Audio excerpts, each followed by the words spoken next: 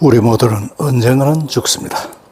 죽음을 준비하는 일, 어쩌면 진짜 삶을 완성하는 마지막 선택일지도 모릅니다.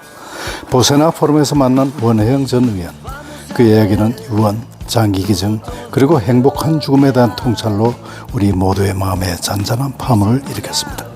마지막까지도 남을 위한 선택을 할 수 있다면 그것이 가장 이기적인 결정 아닐까요? 시니어들에게 더 큰 울림이 됐던 이날의 강의, 영상에서 지금 만나보십시오. 뜨거운 박수로 원혜영 의원님을 모시도록 하겠습니다.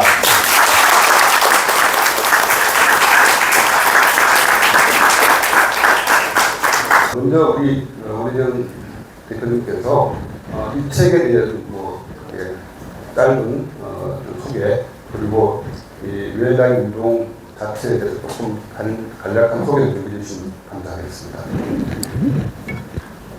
반갑습니다. 이렇게 아름다운 아침에 아름다운 자리에서 우리의 삶에 대해서 얘기할 수 있는 좋은 기회를 갖게 돼서 기쁘게 생각을 합니다. 저는 한 10년 전에 우연한 계기에 무의미한 연명치료에 대해서 많은 분들이 나는 그것을 원치 않는데 현재의 의료제도에서는 연명치료를 원튼 안 원하든 받을 수밖에 없는 현실에 대해서 문제를 얘기하고 그것에 대한 근본 대책이 무의미한 연명치료를 받지 않을 수 있는 권리를 선택할 권리를 보장해주는 법이 필요하다, 이런 얘기를 듣게 됐습니다. 그래서 여야 동료 의원들 40여 명을 규합해서 웰다잉 문화 조성을 위한 국회의원 모임을 만들고 연명의료 결정법 제정 노력을 했습니다. 그 노력이 다행히 결실을 맺어서 2016년도 9년 전에 호스피스 완화의료 및 연명의료 결정에 관한 법률로 제정이 됐습니다. 그러면서 제가 그동안에 쭉 생각해 왔던 게 정치를 언제 은퇴할까, 이런 계획이 있었는데 그때가 19대 때인데, 이 법이 제정될 때 한 번 내가 더 국회의원을 하면은 20대 국회, 5년 전에 임기가 끝났습니다만 우리 나이로 70이 되는구나. 그게 뭐 별로 중요한 기준은 아니지만 주관적으로 70이라는 하나의 단위가 좀 지금까지 정치 인생을 한번 마무리하는 기점이 되면 좋겠다. 그리고 그럼 그 뒤에 무엇을 할까? 그런 생각을 하던 중에 기왕이면 내가 법을 제정하는 데 앞장선 이 연명의료에 대한 결정권을 좀 널리 알리고 국민들이, 우리 시민들이 실천할 수 있으면 좋겠다.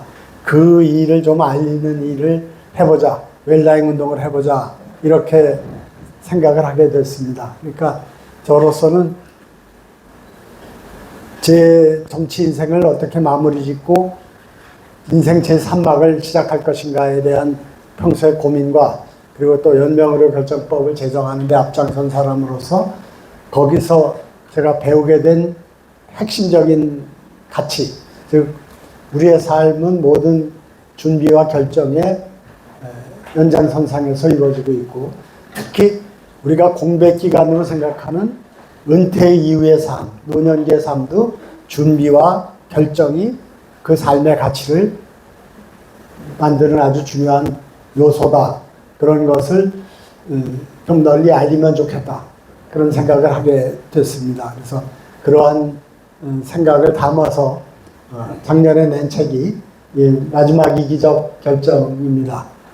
다들 뭐 짐작하실 수 있겠지만 이기적이라는 말은 리차드 도킨스의 이기적 유전자에서 땄습니다. 결국 모든 유전자가 이기적인 결정을 하지만 그것이 최선의 결정이었다라는 얘기를 함축하고, 우리의 삶도 모든 결정의 연속선이고, 그리고 그 결정은 내 삶의 마무리에 대한 결정도 포함이 되고, 그 결정은 이기적이지만 꼭 필요한 결정이 될 것이다. 이런 의미에서 책을 썼습니다. 네, 감사합니다. 우리가 이제 그 하나하나 주제별로 이제 얘기를 나누겠지만 그 전에 이그 웰다잉 운동 마지막 이적 결정을 위한 어떤 그 세부적인 프로그램이라고 해야 되나 그런 주제들이 있는지를 간단하게 좀 이제 요약을 해주시면 좋겠습니다. 네, 우선 특히 이 웰다잉이 죽음에 관련된 준비와 결정 이렇게 얘기를 할 때 많은 분들이 죽는 거 가지고도 무슨 결정할 일이 있느냐 그런 얘기를 하는데 일리가 있는 말씀이시죠. 근데 현대가 죽는 문제까지도 굉장히 복잡하게 만들어 놨습니다. 그래서 특별히 과거에는 필요 없었던 결정이 또 준비가 지금은 필요해졌습니다. 대표적인 게 바로 연명이론인데요. 옛날에는 늙으면 죽는다. 아주 단순하고 거기에 뭐 토를 붙일 일이 하나도 없었어요. 근데 지금은 장수 시대가 되고 또 의학이 발달하다 보니까 삶과 죽음의 경계가 모호해졌습니다. 인공호흡기 끼고 또 투석하면서 몇 달을 보내는 분들이 많이 있습니다. 내가 결정하지 않으면 내 생명의 마무리를 의사가 결정합니다. 내 죽음의 과정을 놓고 자녀들이 싸우게 됩니다. 연명치료 무조건 해야 된다고 주장하는 자녀가 있고 아버지 어머니가 원치 않았으니까 하지 말자라고 얘기를 하면서 갈등이 생기기도 합니다. 장례도 옛날에는 장례가 그 집안의 관습대로 마을의 관습대로 진행됐습니다. 논란의 여지가 없었습니다. 이제는 극도로 상업화된 장례 문화 속에서 관을 놓고 수위를 놓고 가격을 흥정을 해야 합니다. 내가 결정하지 않으면 자녀들이 싸우게 되고 장례업자의 손에 이끌려서 장례를 치르게 됩니다. 특히 이 유언장 문제는 현대 사회에서 특히 우리 사회가 수천 년간에 이어진 가난의 대물림을 끊고 열심히 일해서 부를 축적한 그 재산이 강남의 수백억 빌딩을 가진 큰 재산가든 아니면 변두리에 작은 연립주택을 가진 불의 재산이든 재산을 모은 사람들이 이제 늙어가고 세상을 떠나기 시작했습니다. 이 자녀들이 이분이 자기 자신의 재산의 문제에 대해서 명확하게 정리해 놓지 않으면 자녀들이 싸우게 됩니다. 판사가 내 재산의 처리를 결정을 합니다. 그래서 내가 결정하지 않으면 안 될 일들이 옛날엔 필요 없었는데 지금 많아진 현실에서 내 삶을 내 뜻대로 잘 마무리하는 일이 중요해졌습니다. 그 핵심은 자기 결정이라고 생각을 합니다. 몇 가지 이제 그 주제별로 얘기를 할 텐데요. 아까 이제 유언장 얘기를 하셨기 때문에 유언장 얘기부터 좀 먼저 이렇게 구체적인 얘기를 좀 들어봤으면 하는데요. 유언장을 뭐 내가 뭐 조그마한 뭐 집 한 채 뭐 조그만 땅덩이 좀 있는데 그거 뭐 이거 가지고 유언장이라고 쓸 게 있느냐 뭐 이렇게 생각하시는 분들도 많은 것 같아요. 그런데 사실은 그렇지 않지 않습니까? 그래서 유언장에 미리 유언장을 쓰는 게 아까 말씀하신 것처럼 가정의 평화를 위해서 좋은 건데 그러면 유언장을 꼭 써야 될 내용이 뭐가 있습니까?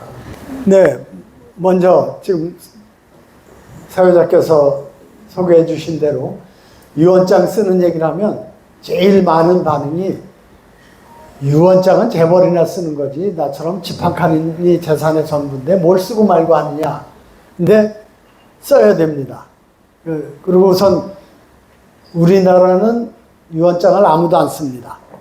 재벌도 안 씁니다. 최근에 유명한 그 재벌가의 상속 분쟁이 유언장이 있으면은 있을 수 없는 일이 벌어진 거죠.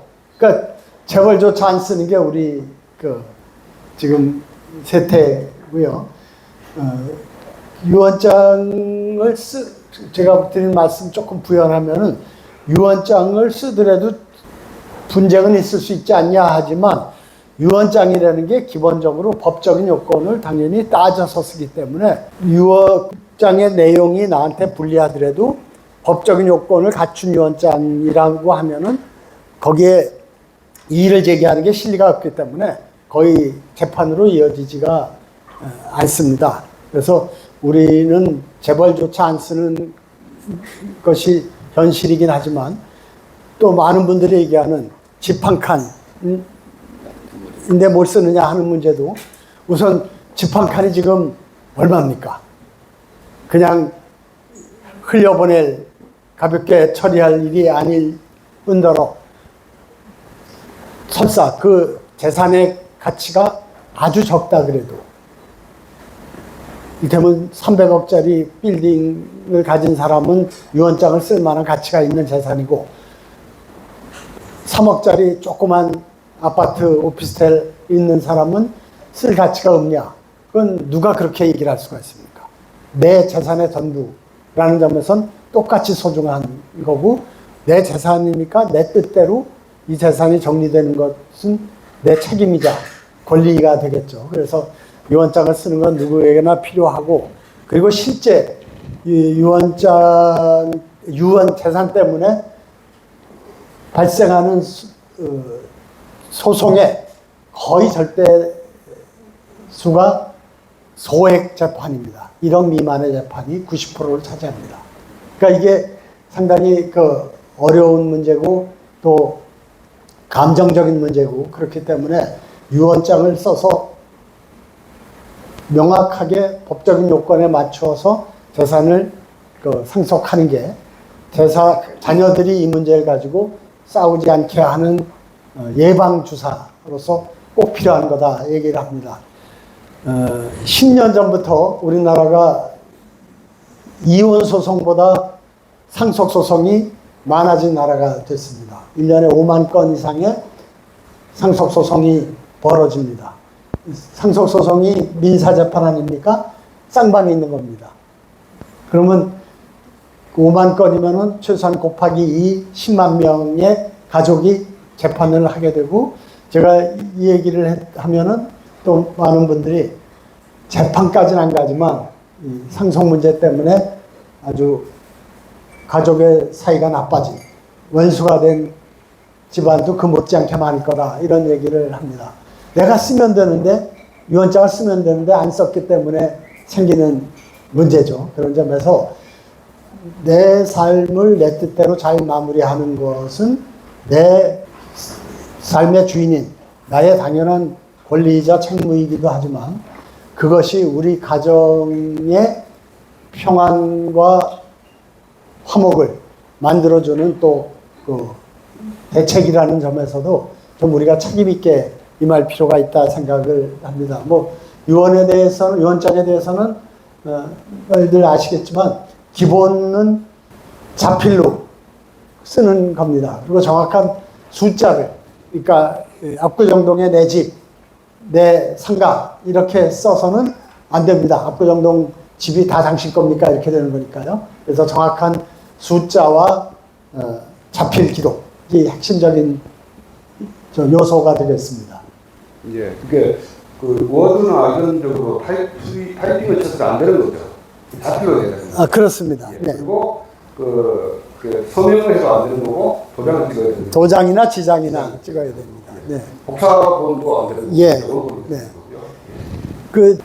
제가 일하고 있는 웰다잉 문화운동에서 그동안에 유언장 쓰기 캠페인을 유언장 쓰기에서 유언장 써보기로 바꿨습니다. 워낙 안 쓰니까. 근데 그 부담의 하나가 완성된, 우리는 살면서 항상 가장 완벽한 결과를 만들려고 하죠. 그러다 보니까 이게 어렵습니다. 그래서 애초에 포기를 하게 됩니다. 그래서 이주일씨 말 맞다나 일단 한번 써보자. 그래서 유언장 써보기로 이름을 바꿨습니다. 그냥 써서 편하게 생각나는 대로 써서 형식이나 법적인 요건 따지지 말고 써서 한번 만들어 보고 연말쯤 가서 또는 환갑 맞아서 썼는데 실수쯤 돼서 다시 보면서 새롭게 정리하면 훨씬 더 잘 정리된 유언장을 쓸 수가 있습니다. 그래서 유언장 쓰기가 유언장의 완성이 아니라 유언장 쓰기의 시작이라고 생각하고 편하게 써보자, 쉽게 써보자, 그렇게 캠페인을 하고 있습니다. 제 유언장 말씀하시니까 사실 제 좀 부끄러운 얘기인데, 제가 이제 작년에 중앙고를 이제 독립퇴직하고 지금 울산에 살고 있는데, 어저께 서울에 왔어요. 서울에 오면 제가 이제 묵는 데가 강서구에 있는 아파트인데, 저희 장인 장모님이 사시다가 재작년에 한 6개월 이렇게 상관으로 두 분이 다 하늘나라 가셨는데, 두 분이 다 치매를 앓고 가셨거든요. 그러다 보니까 이제 그 재산을 이제 제 큰 처남, 장남이 이제 계속 운용을 했는데, 그 둘째 처남이 그 형이 한 것에 대해서 막 불만이 많은 거예요. 왜 이렇게 돈을 갑자기 갖다 썼냐, 거액을 썼냐, 뭐 이렇게 하면서, 지금 남아있는 이 아파트, 더 이상 상한테 못 준다. 이렇게 싸움이 붙은 거예요. 그래서 지금 2년 동안 지금 아파트가 비어 있습니다. 저 같은 사람도 이런 게 사실은 남의 일이 아니고, 저희한테 다 어떻게 보면 다 이제 연결되어 있고, 우리가 누구든지 겪을 수 있는 이런 일 같아요. 그래서 진짜로 이번 계기를 통해서 정말 유언장을 한번 써보시는 그런 경험을 좀 해보시면 좋을 것 같고요. 근데 그 유언장을 이렇게 쓰고 나면 그걸 어떻게 보관하느냐. 집에 뒀다가 잊어버릴 수 있고, 뭐, 분실될 수 있고, 훼손될 수 있고 한데, 그거를 좀 목적으로 보관하는 시스템이 필요하다 이런 얘기가 있거든요. 그건 어떻게 보십니까? 네, 그 전에 지금 그 치매 말씀을 하셔서 웰당에 관련된 그 치매가 걸렸을 경우에 대책 한 가지 좀 소개를 드릴게요. 나이 드신 분들, 저를 포함해서 또 들어가시는 분들 중에 가장 큰 그 머릿속의 골칫거리가 치매 걸리면 어떡하지 하는 겁니다. 암만 해도 요새 치료가 굉장히 발달이 돼서 일찍 치료하면은 회복률이 아주 높다고 그러지 않습니까? 근데 이 치매는 아직 대책이 없는 것 같고, 현재 우리가 올해 1000만 노인 시대에 접어들었습니다만, 치매는 아주 명확한 통계로 65세 이상 노인의 10%는 치매입니다. 85세 이상은 40%가 치매입니다. 이건 뭐 통계적 수치인데 어쩔 수 없고 대책도 별로 없습니다. 부분적인 대책을 하나 말씀드리면, 어느 한 분이 치매가 걸리면 부인이라고 해서, 남편이라고 해서 부인의 통장 돈 꺼내 쓰고 계약을 대신해 주고 그게 안 되죠. 당연한 얘기지만 그거에 대한 대책이 부부 쌍방 후견 공증이라는 게 있답니다. 공증사무실 가서 1인당 한 5만 원 내면 부부가 같이 하는 거니까 10만 원이겠죠. 서로 쌍방 후견 공증을 하는 겁니다. 그러니까 만일 부인이 쓰러지게 되면 내가 그 공증의 효력으로 부인의 통장이나 또는 계약 이런 것들을 내가 대신할 수가 있게 되죠. 그런 거는 물론 두 분이 다 안 걸리면 좋겠지만 통계적으로 볼 때 무시할 수 있는 수치가 아니지 않습니까? 10분의 1, 40% 이게 현실이기 때문에 좀 그런 데 대비해서 부부 쌍방 후견 공증을 하는 게 좋겠다. 그리고 저는 그 얘기도 많이 드립니다. 유언장 쓰고 사전 연명의료 의향서 쓰고 뭐 장례 의향서 쓰고 이런 걸 하는 거를 너무 기피할 일이 없는 게, 우리가 보험을 들지 않습니까? 화재보험, 자동차보험, 암보험, 그거 사고 나라고 불나라고 원해서 드는 게 아니지 않습니까? 그런 일이 없길 바라지만, 그래도 만에 하나, 정말 만에 하나 대비해서 비싼 돈, 생돈을 내면서 보험을 들지 않습니까?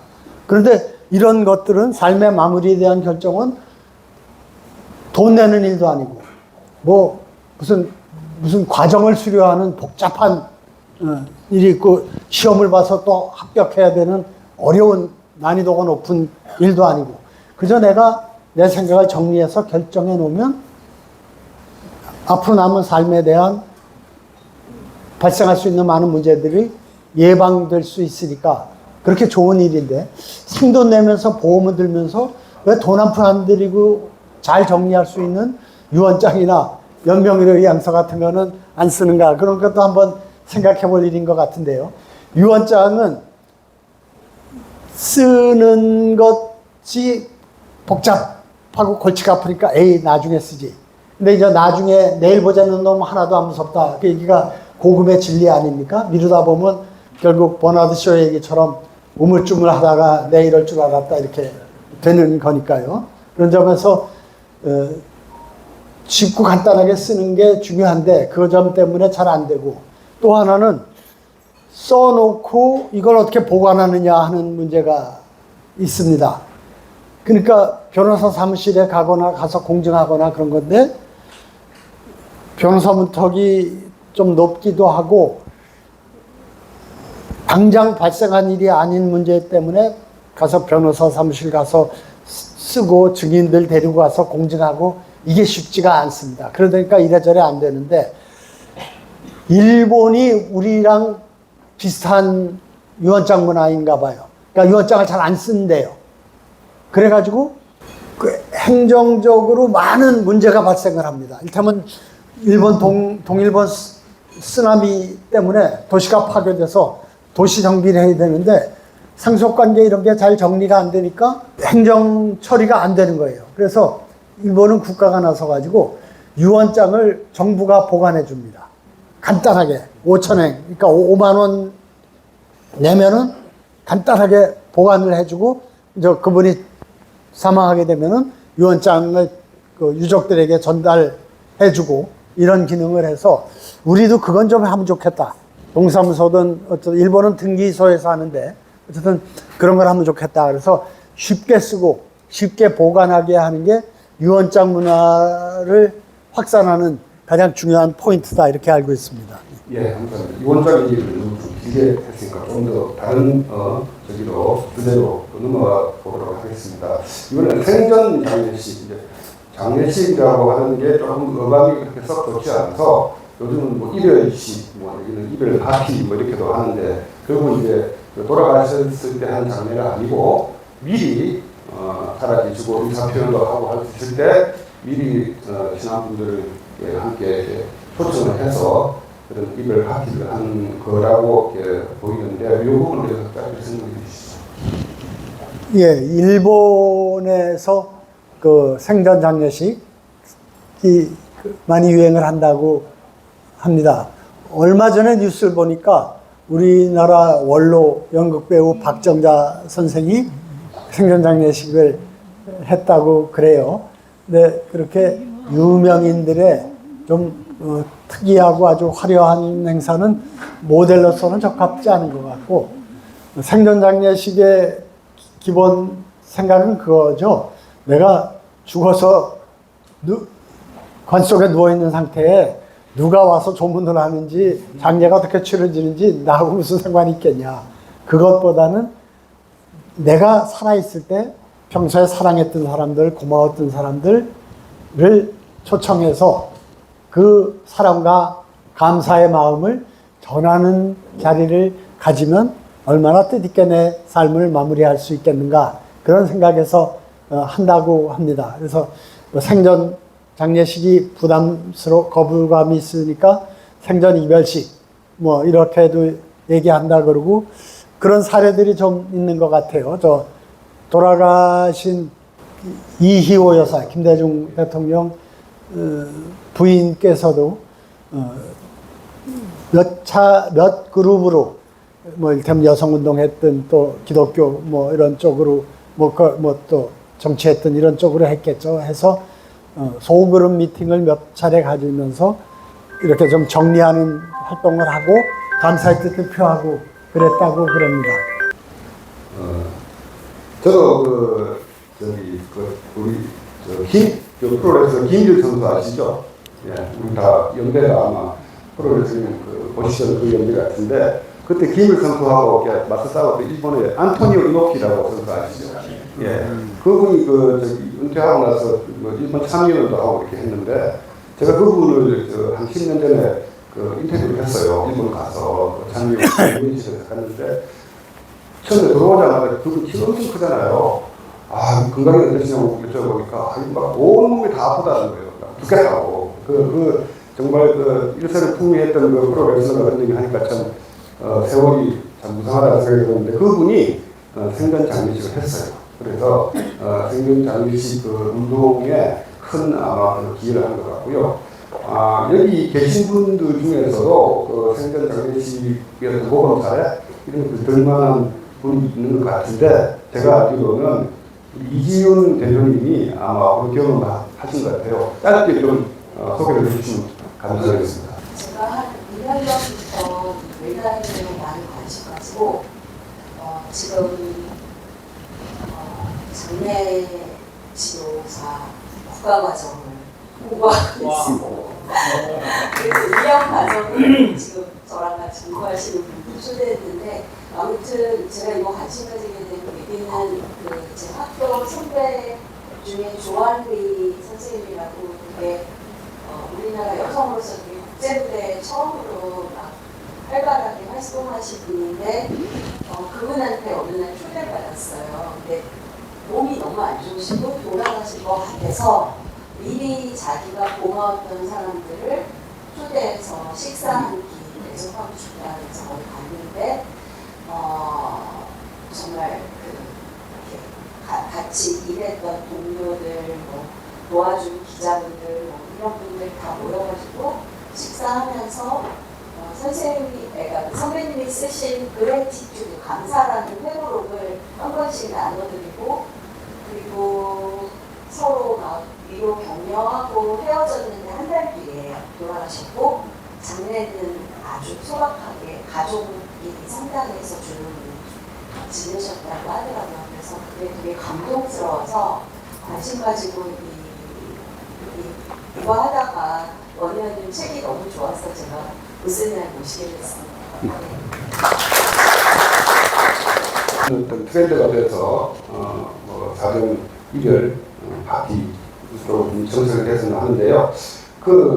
이 타이밍이 중요하지 않겠습니까? 예를 들어서 어디서 만약에 암 판정을 받았다.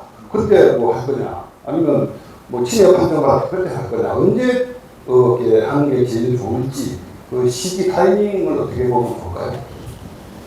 예, 그건 저도 정답은 잘 모르겠고 아주 이게 행운이나 복이 따라야 되는 것 같아요. 그러니까 예측 가능한 상태. 그러니까 너무 일찍 해서 5년, 10년 계속 활발하게 댕기시면은 조금 그런 게 있고 그렇다고 언제 내가 건강이 나빠져서 쓰러질지 모르는데 그 몇 달 이내 잡기도 어렵고 그런 좀 어려움이 있는 것 같고 그래서 저는 좀 전통적인 우리의 그 장수를 축복하는 이벤트들이 있지 않습니까? 환갑, 칠순, 팔순, 미숙 이런 때가 되면 그거를 그동안의 전통적인 의미에다가 지금 말씀드린 이 사랑과 감사를 표현하고 나누는 그런 이벤트로서의 좀 의미를 부여해서 하면 어떨까 생각을 해봅니다. 그리고 다만 좀 이건 우리의 일반적인 경조사 문화하고 연결된 건데 우리는 이게 너무 좀 절제되지 않은 상태로 막 부고도 가고 결혼식 통지도 가고 그러는데 특히 이런 생전 이별식 감사의 행사라면은 조금 절제된 그러니까 최소한 내가 초청할 사람의 명단을 내가 만들고 그리고 정말 내 마지막 이 이별의 잔치에 꼭 불을 모시고 싶은 분인가 아닌가를 따져서 정말 작으면 10분, 많으면 몇십 분 정도의 그렇게 잘 정제된 모임으로서 해야지 막 그냥 사람들 많이 불러 모아가지고 벅석대는 잔치로는 원래 취지에 좀 맞지 않지 않을까 이런 생각도 해봅니다. 자, 이번에는 우리 원효영 대표님의 전매 특허죠. 사전 영명 의료 위함서 얘기하는데 그 내용들은 아마 이제는 워낙 많이 알려져서 웬만하면 다 아실 거라고 생각하고요. 지금 그 사전연명으로 영서를 쓰신 분이 100만 명이 넘었다고 얘기를 들었습니다. 맞습니까? 300만 명에만 300만 육박한 걸로 알고 있습니다. 네. 가까운 보건소에서 등록하실 수 있고요. 건강보험공단 지사가 뭐 여기 강남구도 있고 뭐 영등포구도 있고 군산시도 있고 다 그렇습니다. 그래서 할 수 있고 대학병원도 할 수 있습니다. 건강보험공단 지사가 왜 열심히 사전여명의료 등록 사업을 하는지는 짐작이 가시죠? 예. 저 보험금 지급하고 직결돼 있습니다. 그런 점에서 조금 이 노인 대책 이런 점에 관련해서 좀 말씀드릴 게 있는데요. 천만 노인 시대에 접어들었습니다. 노인 복지 예산도 빠르게 증대되고 있습니다. 노인 뭐 무료 급식도 있고 의료보험 확대도 있고 저 기초 연금 30만 원씩 지급하는 것도 있고 그런데 이 모든 노인 관련 대책들은 다 돈 먹는 하마입니다. 재정 투입 없이는 한치도 움직일 수 없는 게 모든 복지 정책이 그렇듯이 노인 복지 정책도 그렇습니다. 근데 유일한 예외가 돈 없이 할 수 있는 게 바로 이 웰다잉 문화입니다. 그리고 심지어는 그 반대로 사회적 낭비나 예산의 절감을 획기적으로 가져올 수 있는 게 이 웰다잉 관련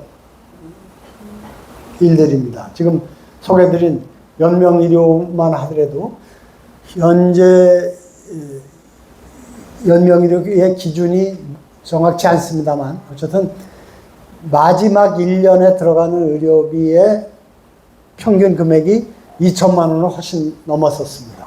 이제 대충 마지막 1년에 대부분의 연명의료가 이루어진다고 봤을 때 10만 명이 무의미한 연명치료를 받지 않으면은 2천만 곱하기 10만 하면은 2조입니다. 1년에 2조의 의료비가 절감이 됩니다. 그리고 아까 재판 얘기도 했지만 상속재판으로 5만 건이 이루어지면 쌍방이 있으니까 각각 500만 원씩 변호사 수임료를 내고 1,000만 원에 5만 건이면 5천억의 가족 불화를 일으키는 상속 이 변호사 비용으로만 나가게 됩니다. 거기서 더 발생하는 가족 형제 간의 불화, 적대 이것이 주는 타격은 돈으로 따질 수 없는 일이겠죠.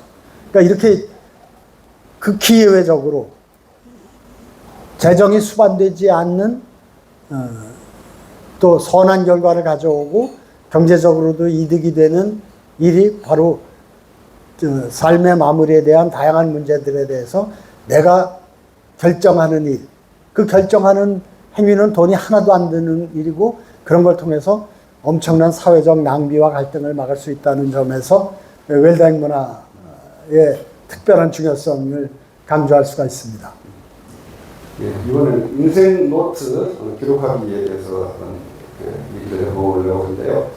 스스로 이제 자기 인생을 이렇게 정리하는 그런 내 삶의 기록이 이제 인생 노트를 볼 수 있는데 거기 어떤 내용을 담으면 좋을까요? 우리가 삶에 대한 얘기, 살아온 것에 대해서 얘기를 하면은 많은 분들이 아주 표본적으로 그냥 하는 얘기가 아유 나야 뭐 내세울 게 뭐가 있다고 내 얘기를 하겠어. 내 얘기를 뭐 책으로 내겠어. 열심히 일한 것밖에 딴 건 하나도 없는데. 그렇게 얘기를 합니다. 근데 한 사람의 인생은 이 세계에 하나밖에 없는 역사적 기록입니다. 그리고 또 내가 그걸 기록하지 않으면 가족은 물론이고 주위에서 알 수가 없게 됩니다. 그래서 내 삶을 한번 내가 정리해 본다는 것. 이것도 아까 유언장 써보기와 같은 감각으로 쉽게 편하게 가볍게 한번 내 살아온 거를 간단하게 정리해 본다라는 생각으로 하면은 좋을 것 같습니다. 그 기록이 역사입니다. 기록되지 않으면 역사가 이로써 존재할 수가 없게 됩니다. 내 삶을 기록해 놓으면 자녀들이 또 후손들이 우리 할아버지가 우리 아버지가 이렇게 사셨구나 하는 걸 알게 됩니다. 그 가족의 역사가 만들어지는 과정이 되겠죠. 그리고 저는 유언장을 쓰는 일도 그런 점에서 다른 형태의 기록이라고 봅니다. 유언장은 재산 상속의 법적인 기준을 정해놓는 것 이외에 내 삶을 정리하는 겁니다. 그 정리의 핵심은 가족을 비롯한 고마운 분들, 사랑하는 사람들에 대한 그 뜻을 정리하는 일이 되겠죠. 제 친구가 재작년에 갑자기 무슨 몸에 이상이 있어서 장애 이상이 있어서 입원했는데 이틀 만에 원인을 막 찾자마자 사망했어요. 그래가지고 부인이 아주 슬퍼하는 모습을 보면서 그 핵심이 반복하는 얘기가 그거예요. 말 한마디 못하고 보냈다고. 워낙 급작스럽게 벌어진 일이라서 그렇겠죠. 그 얘기를 듣고 제가 생각을 해봤습니다. 우리 친구가 유언장을 썼을까? 만일 유언장에 부인에 대해서 또 자녀에 대해서 사랑한다는 얘기, 미안했던 얘기, 고마웠던 얘기를 썼다면 저 부인에게 얼마나 큰 위로가 됐을까 그런 생각을 해봤습니다. 근데 아마 안 썼겠죠. 대부분이 안 쓰고 아직 70대 초중반이니까 나는 죽을 날이 멀었다, 별 상관이 없다 이렇게 생각을 할 테니까 안 썼을 텐데 많이 썼으면 좋았을 텐데 그런 생각을 했습니다. 그러니까 내 삶을 형식이나 분량에 구애받지 않고 간단하고 쉽게 한번 써보는 것. 이게 이제 인생 노트고, 간단한 자서전이 되겠죠. 그런 거나 유언장을 쓰는 일이나 또 생전 이별식, 장례식을 통해서 그런 것을 이렇게 전하는 기회를 갖는 거나 다 마찬가지의 의미가 아닌가. 내 삶을 한번 정리해보고 그걸 또 표현하는 좋은 기회가 아닌가 생각을 합니다. 제 얘기 한마디 해도 되겠습니까? 제 아버님이 부친이 지금 1933년생 92세에서요. 부산에 혼자 살고 계십니다. 지금도 혼자서 식사해 드시고 설거지 하시고 하실 정도인데, 우리 목사님이셨거든요. 목사님이셨는데, 글 쓰는 걸 좋아하셨어요. 시도 많이 쓰고, 또 소설도 쓰시고 이렇게 하셔가지고, 지난번 저희 이제 보통까지 제가 잠깐, 아버님 원고를 모아서 책을 한번 만들고 싶다. 이 책을 보면서 저도 작업받은 게 있어가지고, 그래서 말씀을 드리고, 그걸 이제 실행에 옮겼습니다. 그래서 지금 이제 책을 이제 출판사에 넘겼어요. 조임성 책이 나옵니다. 나오는데, 이제 아버님 쓰셨던 시, 수필, 설교, 그 다음에 또, 지인들이 보낸 편지, 그 다음에 또 우리, 제가 상남매인데, 상남매가 내가 본 우리 아버지, 이런 내용들, 그 다음에 사진 찍은 것들 이렇게 해가지고, 한 200페이지 정도 이렇게 만드는 게 되는데요. 참 좋은 게 뭐냐면, 일단 아버님이 너무너무 좋아하세요. 그래서 내가 큰 효도는 못했지만, 요거는 내가 하고, 내가 해줄 수 있다는 게 참 좋았고, 두 번째는 뭐냐면, 이걸 하는 과정에서 몰랐던 얘기들을 알게 됐어요. 아버지, 어머니가 이런 분이셨구나.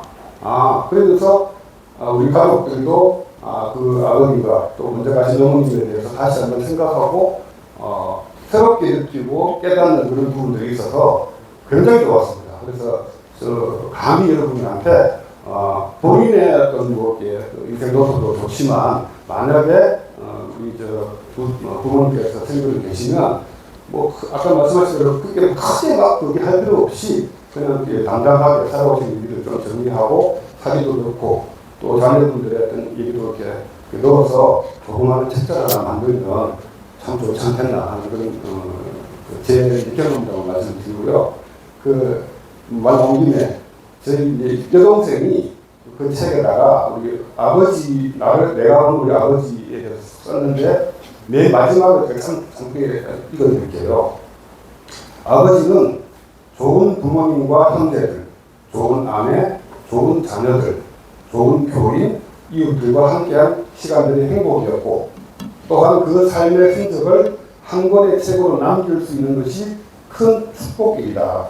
그래서 내가 본 우리 아버지는 참 복받은 분이고 행복한 분이다. 이렇게 이제 마무리를 했습니다. 저는 이렇게 읽으면서 참 마음 따뜻해지고 좋았거든요. 이렇게 한번 해보시는 것도 참 좋지 않겠나 생각이 들고요.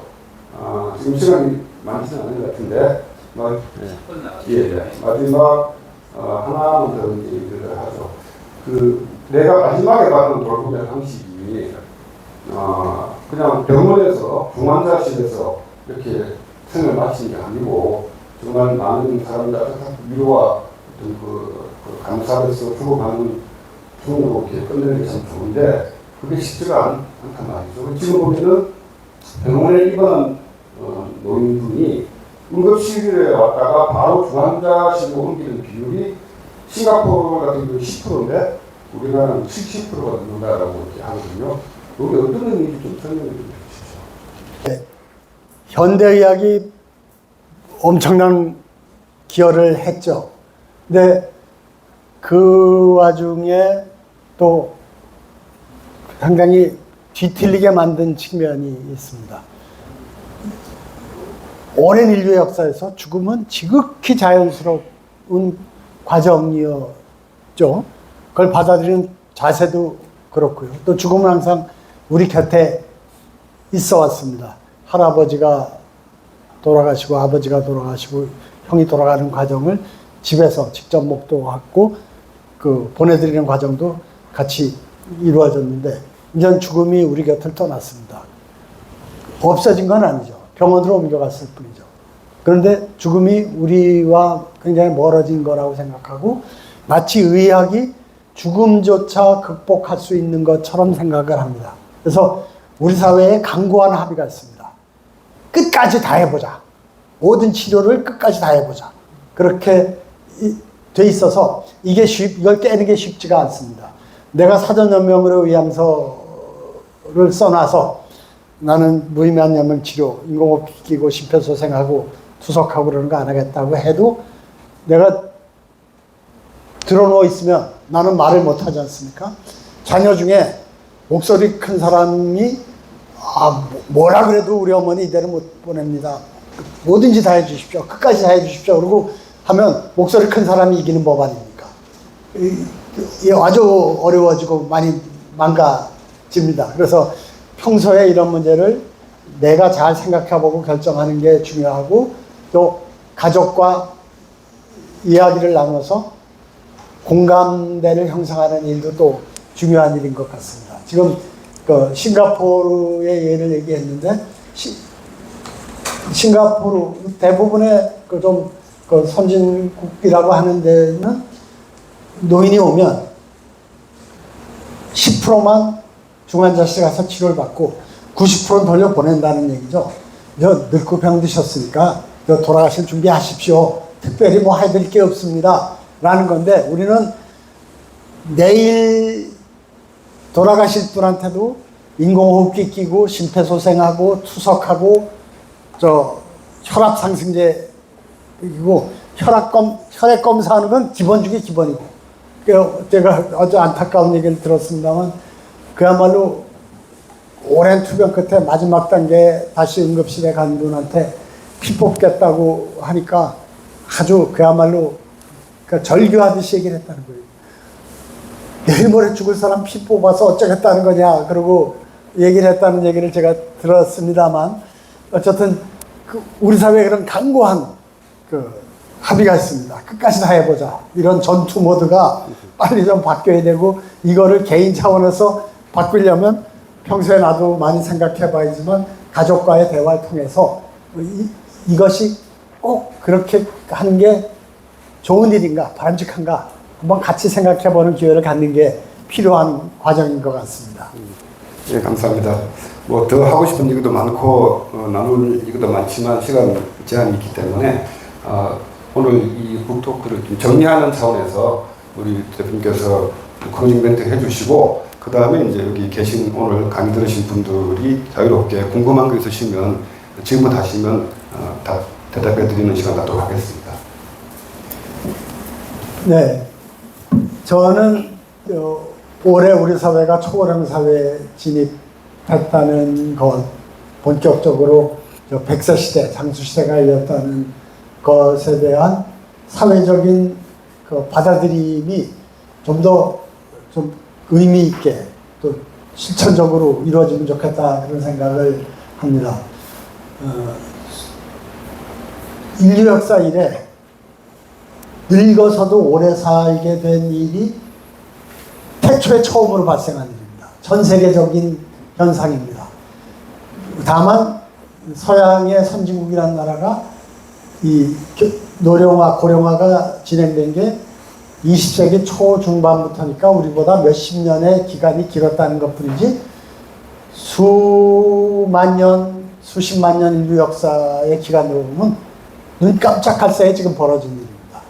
이 급격한 변화에 대한 우리 사회의 대응이 준비되어 있지 않습니다.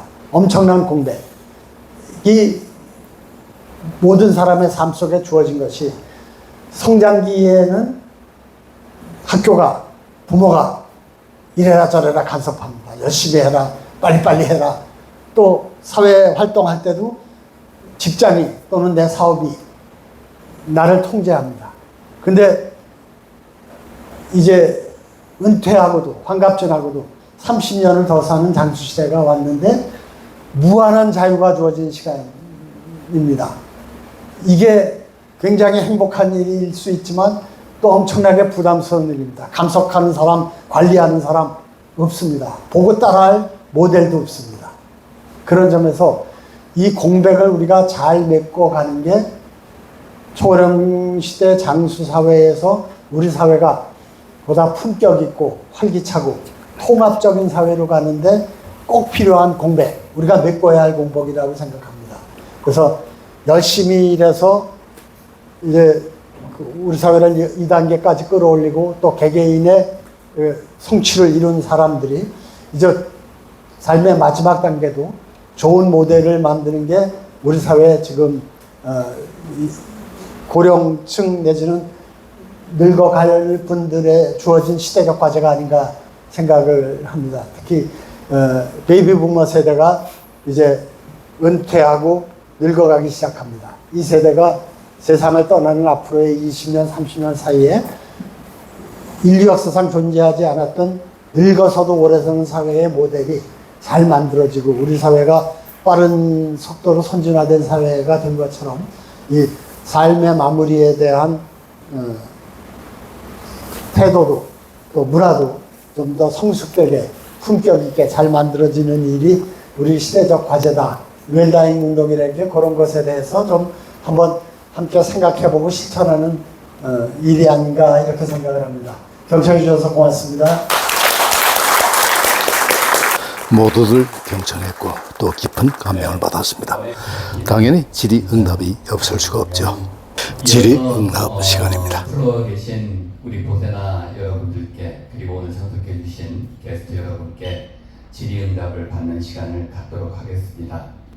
먼저 말씀드리고 싶은 것은 이 앞에 책이 보이시죠? 원 의원님께서 쓰신 마지막 이기적 결정 책 3권을 준비해봤습니다.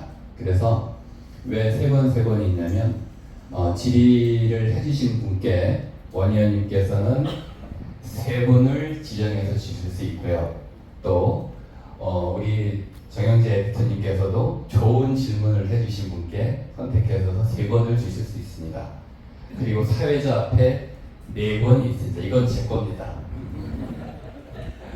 그래서 저도 이분께는 오늘 이거를 드리고 싶다 하는 분께 제가 3권을 드리고 큰 거는 제가 먹도록 하겠습니다.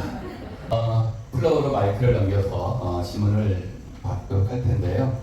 일단 제가 먼저 마이크를 잡은 김에 원의원님께 먼저 질문을 드리고 플로우를 넘기도록 하겠습니다.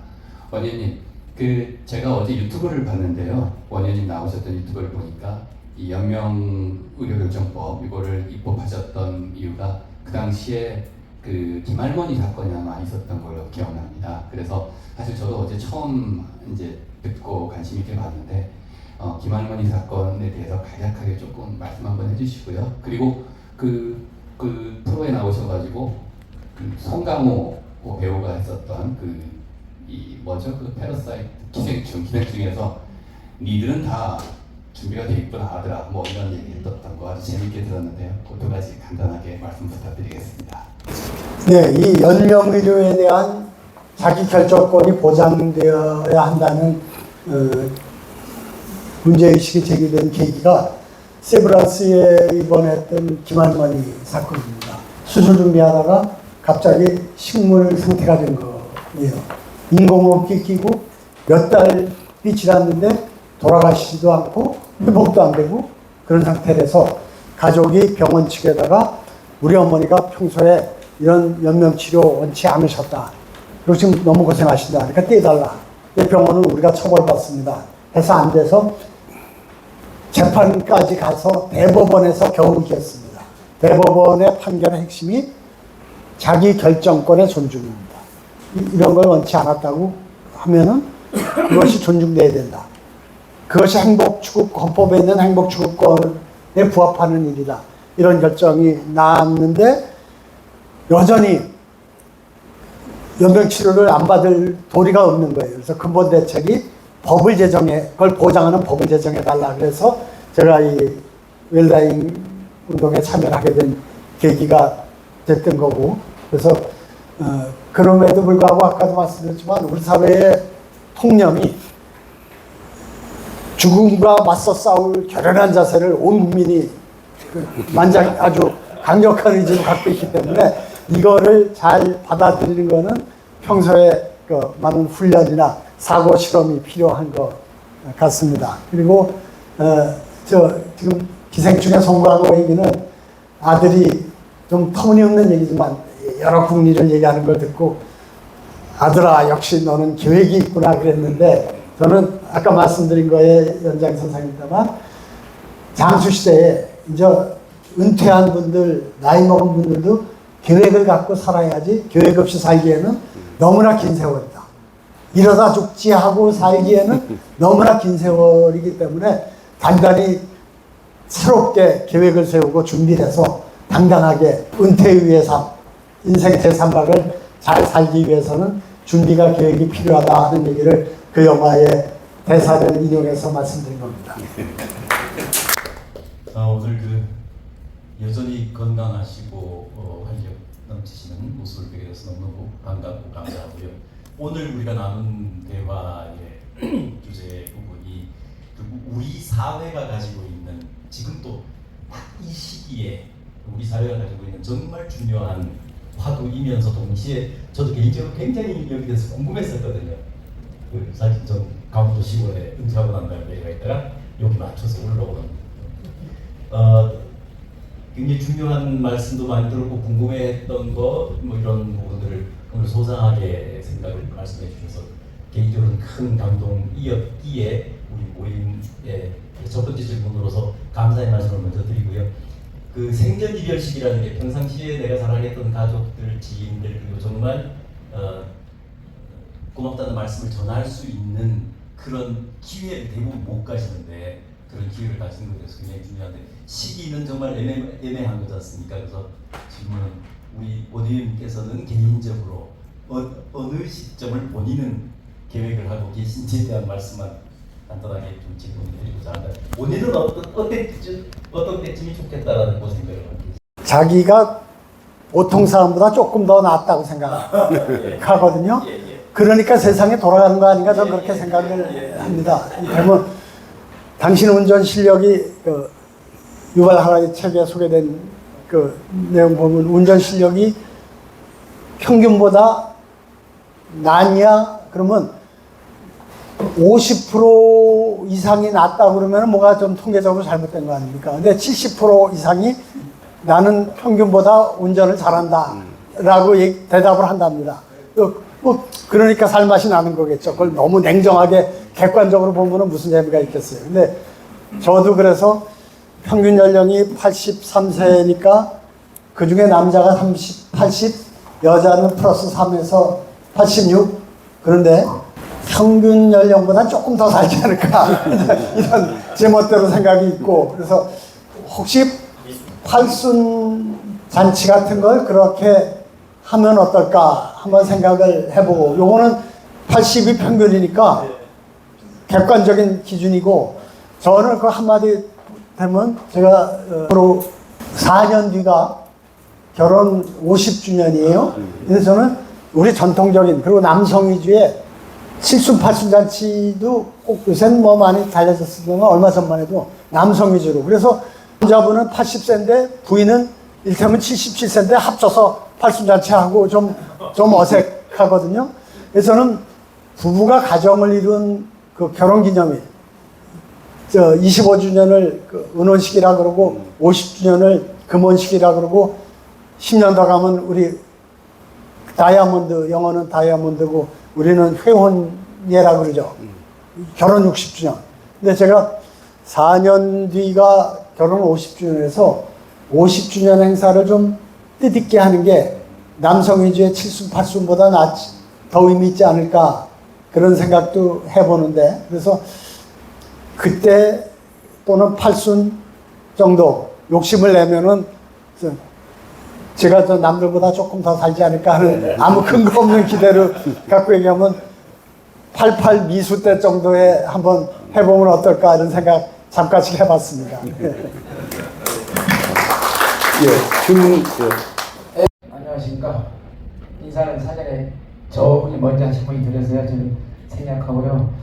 아쉬운 것은 이런 토크가 조금 더 한 1시간 정도 더 길었으면 하는 마음이 너무 아쉽습니다. 저희 질문은요, 아까 말씀을 하셨듯이 연명치료하는 데 있어서 당연히 우리 사회의 지금까지 습관이겠죠. 관행. 아무리 뭘 써놨어도 목소리 큰 사람의 의도대로 따라간다. 그래서 이제 목소리 큰 사람이 무슨 소리나 하는 데까지 해야 돼. 이런데 옆에서 나는 저도 이제 또 어떤 해당자에서 전혀 반대거든요. 무슨 소리냐, 이건 쓸데없는 거다. 본인이 의식을 이루는데 무슨 소용이냐 하고 강하게 얘기하고 싶은데, 그러면 죄책감이 드는 거죠. 그 사람이 또 반대 의견을 내기 때문에 그때 그걸 슬기롭게 설득하는 것은 방법이라도 혹시 좀 있을까요? 네, 아까 저는 이게 명치를 빨리 끝내라는 거죠. 상대가 목소리 큰 사람이 끝까지 가고자 하는데 쓸데없는 일이다. 우리가 여기서 끝내야 된다. 근데 괜히 미안한 거죠. 그 소리를 계속 하기가. 그걸 이제 슬기롭게 좀 극복하는 방법에 대해서 맞습니다. 네, 그러니까 이건 모든 분들에게 다 해당되는 건데, 평소에 사고 실험, 머릿속으로 한번 발생할 일에 대해서 생각해 보는 거는 많이들 다 하는 일이죠. 그러니까 이러한 발생할 수 있는 문제들에 대해서도 미리 생각해 보면은 그런 일이 실제로 부딪혔을 때 훨씬 좀 잘 준비된, 정돈된 태도를 가질 수가 있는 이점이 있겠죠. 그래서 이 문제를 내 스스로가 그런 사고 실험을 통해서 정리해 보는 것이 필요하고, 그거를 아까 말씀드린 것처럼 공유하는, 부부간에 또 부모 자식 간에 공유하는 과정이 있어야 예방되는 건데, 어쨌든 그런 과정이 없다 보면은 막 닥친 문제에 대해서 평소에 곰곰이 생각해 볼 기회가 없는 상태에서 격정적으로 우리 어머니 이대로 못 보낸다 막 이렇게 나서기가 쉽기 때문에 평소에 그런 것에 대한 공유가 그나마 예방책이 아닌가 이렇게 생각을 합니다. 저는 아산병원에서 암 환자를 보는 의사입니다. 그러다 보니까 이제 말기암 환자도 많이 보게 되고, 사실 주변에 이제 저희 동료 교수들, 부모님들 치매라든지 이제 살아있어도 살아있음이 아닌 것과 같은 암 환자도 역시 말기암 환자들이 마찬가지고, 오히려 남은 기간이 더 괴로운 그런 환자들이 있을 수 있거든요. 굉장히 종교적으로도 예민하고 그런 문제이기는 하지만 우리 동료 의사들끼리는 과연 우리도 안락사를 할 수 있겠는지 법적으로 굉장히 예민한 문제이기도 하고 종교적으로 얘기하지만 아주 제한된 환자의 동의를 미리 내가 어떤 상태이면 나는 보내달라고 한다든지 또는 정말 통증이 정말 힘들 때 그리고 정말 며칠밖에 남지 않았을 때 그때 환자를 편안하게 보낼 수 있는 그런 안락사인데 그거는 이제 결국은 법률적으로 제정이 되어야 시행 가능한 일이고 뭐 요새 그걸 하겠다고 스위스까지 가는 사람도 있고 뭐 그렇다고 하는데 우리나라에 지금 그런 공감대라든지 그런 거는 어느 정도인지 좀 여쭙고 싶습니다. 예, 제가 말씀드리는 연명의료에 대한 자기결정권의 보장, 연명의료 결정법을 일명 존엄사법이라고도 불러요. 근데 그러다 보니까 안락사하고 많이 혼동이 되고 그렇습니다.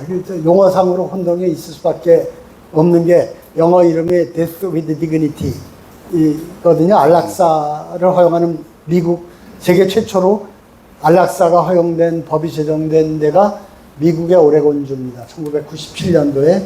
그런데 법의 이름이 Death with Dignity, 존엄하게 죽을 수 있는 맞이하는 죽음을 위한 법 이렇게 되어 있는데, 그러니까 비교해서 얘기하면 우리나라의 연명의료 결정법은 소극적 안락사법이라고 얘기할 수 있습니다. 불필요한 연명치료를 받지 않음으로써 자연스러운 죽음을 맞이할 수 있는 기회를 보장받는 건데, 지금 일반적으로 알려진 스위스의 안락사는 보다 적극적으로 의사의 처방, 도움을 받아서 생명을 마감하는, 그래서 어떤 명칭은 의사조력 자살이라고 표현을 합니다. 그런 차이가 있는데 이거는 현재 우리나라에서는 허용되고 있지 않아요. 20대 국회, 지난 21대 국회에 법이 발의됐다가 자동 폐기됐고 이번 22대 국회도 발의됐습니다. 이번에 국방부 장관으로 임명된 안규백 의원이 대표 발의를 했는데 이게 생명에 관한 문제고 죽음을 어떻게 함부로 하느냐 하는 우리의 아주 그런 인식 때문에 쉽게 빨리 처리되지는 않을 거라고 봅니다. 다만 크게 보면 안락사법은 전 세계적으로도 21세기 아젠다입니다. 말씀드린 것처럼 오레곤주가 1997년도에 최초로 입법이 됐습니다. 네덜란드가 유럽에선 최초로 2001년도에 안락사를 허용하는 법이 제정됐습니다. 근데 지금 빠르게 확산이 되고 있습니다. 최근에는 프랑스, 영국까지 입법 단계에 가고 있고, 그래서 이 시간적으로 정리해보면 1997년부터 지금 우리가 불과 20여 년 사이에 이 안락사를 허용하는 것이 전 세계적으로 빠르게 확산되고 있고, 따라서 저는 이게 시간의 문제지 우리 사회도 예외는 아니지 않을까 생각합니다만, 다만 생명에 대한 문제이기 때문에 폭넓고 깊이 있는 그리고 성숙한 논의를 통해서 사회적 합의를 만드는 게 필요하다 이렇게 보고 있습니다. 특이한 질문인데요. 보통 이제 사회적 리더들이 리타이어를 하거나 이러면은 보통 이제 후배들을 지도하거나 후원하거나 아니면은 봉사는 쪽 일을 하시는데 지금 문 의원님께서는 사회 간섭이나 습관을 바꾸는 쪽에 일을 하면은 저희 집사람만 하더라도 일을 하면은 오지랖이 없다거나 쓸데없는 일에 와서가지고 당신이 그런다고 우리 바뀌지 않고 이렇게 해가지고 우리 가족들이 굉장히 동의가 좀 필요하지 않습니까? 혹시 가족들의 동의나 또는 주변에 친한 친구들의 어떤 협업 이런 것들 잘 되시는지 궁금해요. 일은 아니니까 그렇게 큰 반대는 없는 것 같습니다.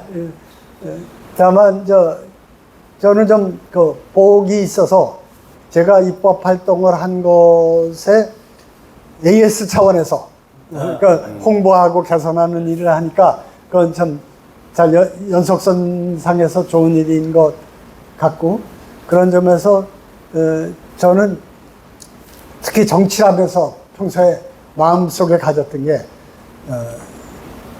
뭔가 세상 일은 다 마무리를 잘해야 되는데 특히 정치는 초라하거나 추하해서는 안 되지 않겠는가.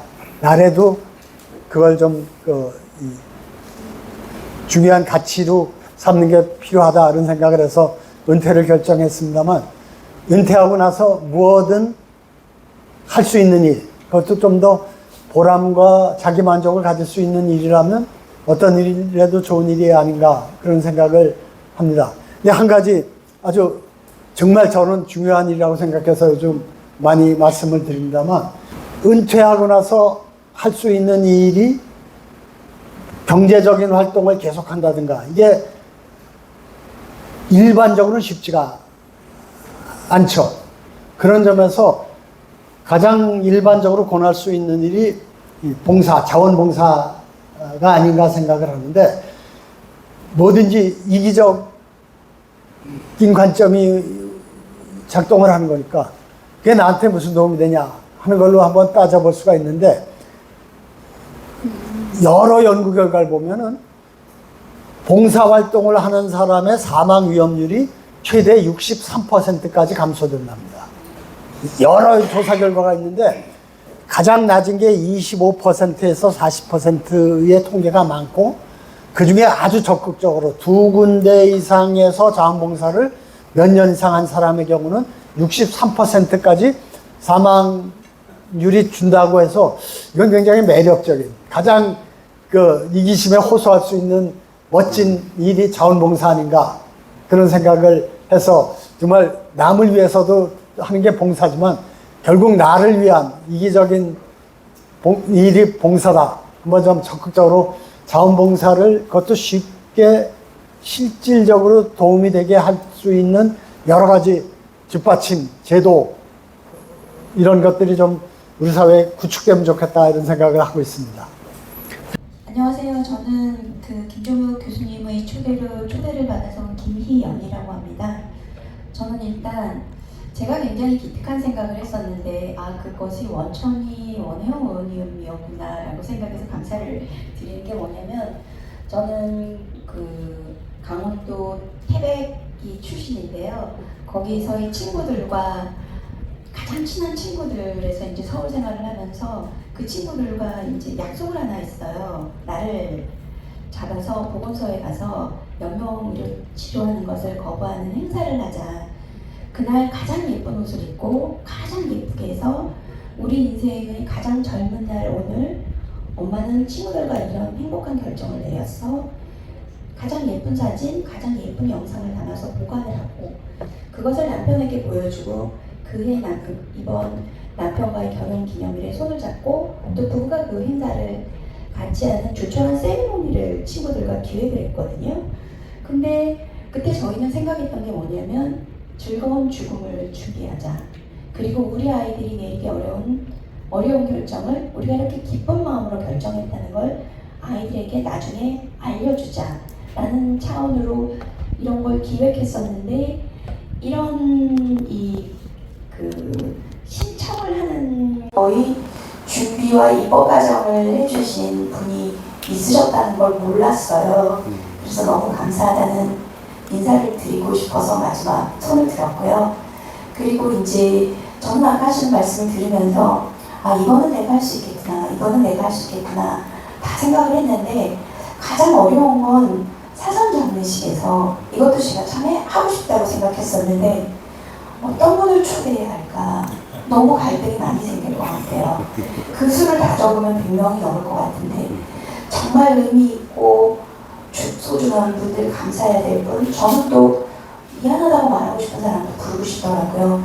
그런 분들을 추리려면 어떻게 해야 되지? 라는 것에 대한 나름의 현명한 해답을 갖고 계실 것 같아서 그걸 여쭙고 싶습니다. 연명의료가 결국 내 생명에 대한 결정이고 죽음으로 가는 과정과 방식에 대한 결정이죠. 그러니까 그 점에서 지금 아름다운 죽음이라고 얘기를 하셨는데 어떤 저자는 그렇게 얘기를 합니다. 세상에 아름다운 죽음은 없다. 그러나 인간다운 죽음은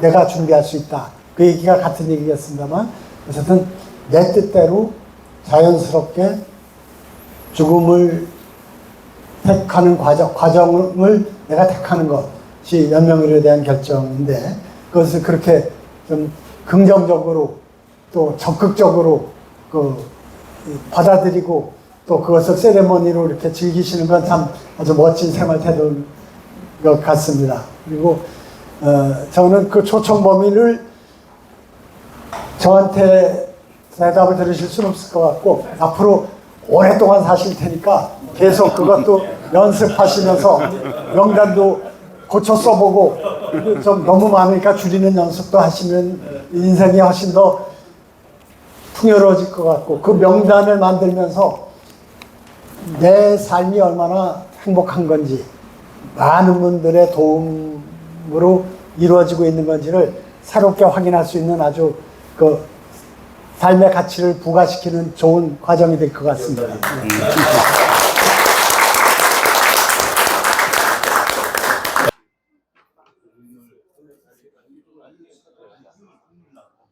네, 여기는 북세즈입니다. 북세즈. 아침 이른 시간이라서 그 아침을 이렇게 간단하게 이렇게 오늘 가져가요. 아직 안 된 거예요? 네, 이런 아침인데도 불구하고 많은 분들이 나오셨습니다. 보사르 포럼 인문 특강인데요. 이승환 회장께서 설립한 북세즈에서 일렀던 보사르 포럼 특강 이모저모 계속 보내드리면서 꼰대TV 인사드립니다. 오늘도 행복한 하루 되십시오. 감사합니다. 이걸 여기서 아침을 제공을 하네. 두 번째 줄 감사합니다.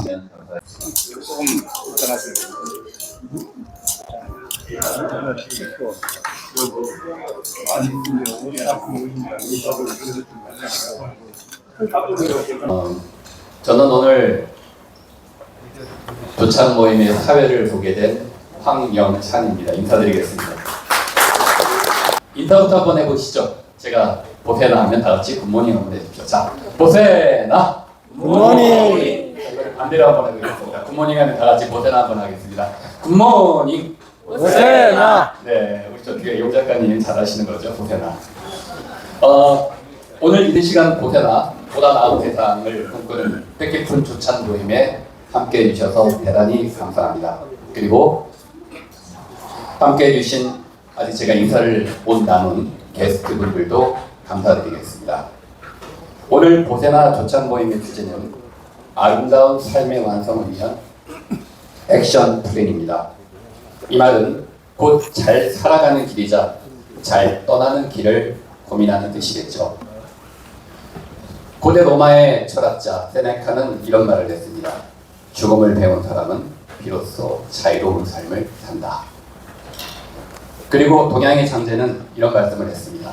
전생자 불의 삶. 온전한 삶을 살아난 자는 죽음을 두려워하지 않는다고 했습니다. 아침부터 이렇게 무거운 말씀을 드리는 이유는 이 자리가 죽음을 준비한다는 건 곧 삶을 성찰하는 일이다.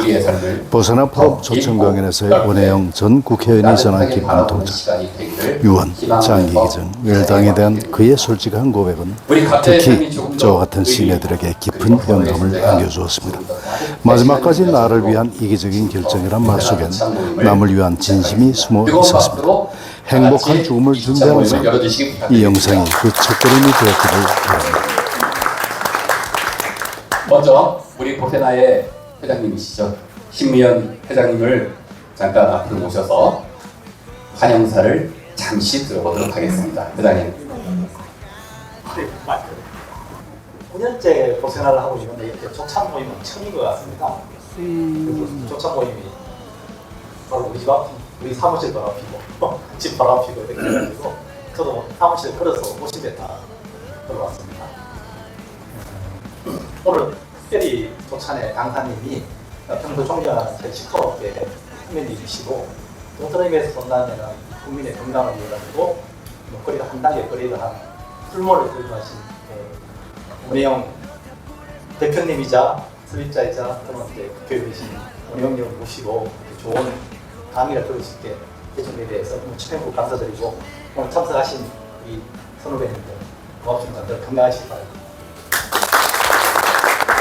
함께 진행해 주실 분은 정영재 기자님이십니다. 잠시 인사 나누시죠. 우리 정영재 기자님은 중앙일보에서 편집 기자와 스포츠 기자로 32년을 근무하신 정통 언론인이십니다. 중앙일보 스포츠 부장과 중앙 썬데이, 문화 스포츠 에디트 등을 역임하시고 지난 연말 정년 퇴임을 하셨지만 지금도 중앙일보의 칼럼니스트로 아주 활발한 활동을 하고 계십니다. 그리고 스포츠 경영학 박사이기도 하십니다. 현재는 독일의 글로벌 코스메틱 브랜드인 비옥신의 아시아 태평양 총괄인 비옥신 코리아에서 부회장님으로 또 활발한 활동을 하고 계십니다. 연세대 공문과 시절 원혜영 대표님의 선친이신 원자, 경자, 선자 선생님이 운영하시던 풀무원 농장에서 봉사활동을 하신 경험이 있습니다. 맞죠? 그리고 2023년 원혜영 위원님의 인터뷰 기사를 썼고 지난해 마지막 이기적 결정 이 책입니다. 이 책이 나오고 나서 중앙 썬데이에서 평을 드시기도 했습니다. 누구보다도 원혜영 위원님을 잘 알고 계시는 언론인이라고 하시겠습니다. 저와도 스포츠 현장에서 많은 만남이 있었습니다. 서울 시설공단에서 이준 이사장님과 같이 근무할 때 저희 직원들의 모습을 언론 기사로 인도를 하셨고 서울 CF에서도 홍보 마케팅 위원으로 활동하고 계십니다. 다시 한번 좋은 대담을 이끌어주실 정영재 기자님께 뜨거운 박수 한번 부탁드립니다. 그 중에서 저는 이 말씀이 제일 가슴에 남네요. 봉사하는 사람이 건강하게 오래 산다. 저희 보세나가 가지고 있는 철학도 그런 것 같습니다. 보다 나은 세상을 만들기 위해서 너와 내가 봉사하자. 아름다운 삶의 완성이라는 말은 거창한 철학이 아니라 지금 이 순간을 조금 더 진심으로 살고 누군가의 하루를 조금 더 따뜻하게 만드는 실천에서 비롯된다고 생각합니다.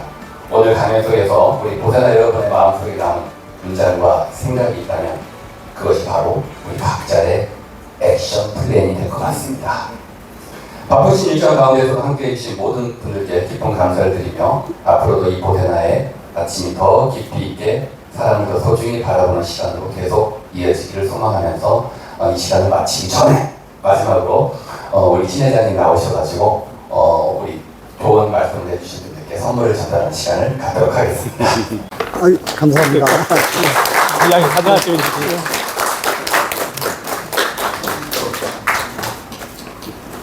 고맙습니다. 아유, 감사합니다. 네, 감사합니다.